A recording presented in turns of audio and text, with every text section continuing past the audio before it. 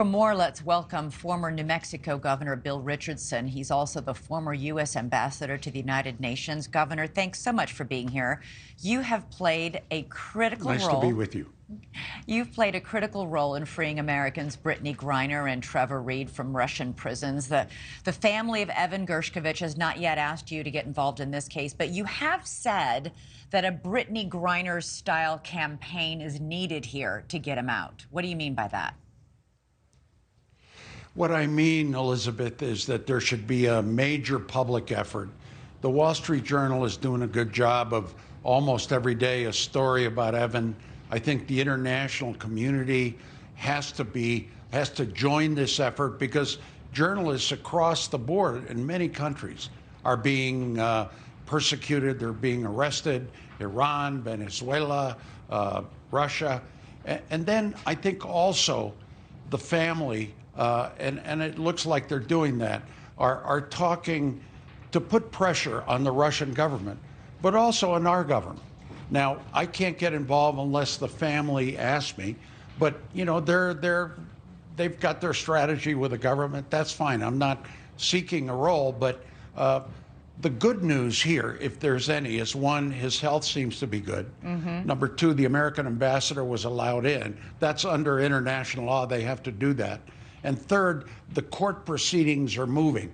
The Russians start negotiating when their court proceedings end. Hopefully it'll be soon. Governor, Evan Gershkovich's arrest has been seen by many, as we just heard in Blake Berman's package, as a dramatic escalation by Russia. The first kidnapping of a journalist since the Cold War. It also comes as a Washington Post columnist with Russian and British citizenship was just sentenced to 25 years in prison just for criticizing Putin. I'm curious, given that you know all the players in Russia so well, how personally do you think Putin is involved in all of this? Did he actually order the arrest of Gershkovich? Well, no decision happens without President Putin. If there's going to be a prisoner exchange, and I think hopefully there will be for Evan and also for Paul Whelan, a Marine who's been there 5 years, that we seem to have forgotten, not our government, but the public. Putin, I don't think he ordered the arrest, but he's involved in every decision.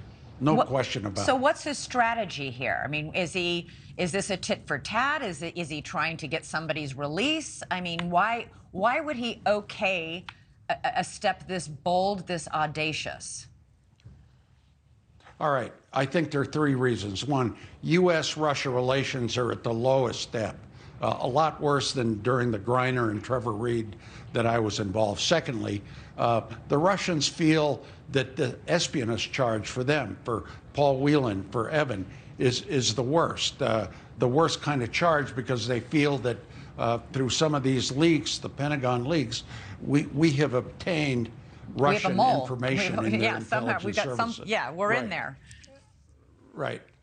And then there's a tit for tat. You know, there was a Brazilian, Russian that the Justice Department went after. So, you know, it's all tied together in a very bad atmosphere.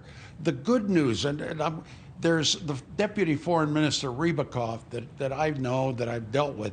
He's making statements. If he's involved, I think possibly, and what I think is essential, keep it at the highest level. I like the fact that the Secretary of State called Foreign Minister Lavrov and said, let's deal with this. Keep it at a high level. I think that's the best strategy. All right. Governor Bill Richardson, thanks so much for lending us your expertise in this whole thing. Good to see you. Thanks so much. Thank you for watching. Go to newsnationnow.com to find NewsNation on your television provider. And don't forget to click the red subscribe button below to get more of NewsNation's fact-driven, unbiased coverage.